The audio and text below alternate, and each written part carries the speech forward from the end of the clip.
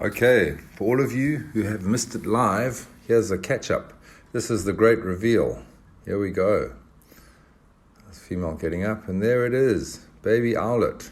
Must be a couple of hours old. She's getting off the nest, and there you can see it. The other egg hasn't hatched yet, but it should be hatching later on. You can see there's a little prey item in the corner. I don't know if you saw that.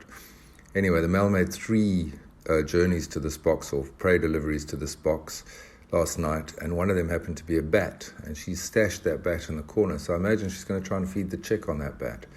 It'll probably be this evening too. Usually it's a day or two before the chick needs food, because the egg yolk inside the egg actually sustains him for a couple of days. But anyway, in she gets, very, very gently around that chick and those eggs. And this is happening in downtown Joburg, Linden in fact. Got 100 boxes like this, exactly like this, occupied around the country. It's just fantastic. It's been 20 years of putting up owl boxes, learning about owls and owl boxes, successes and failures. Anyway, there you see it.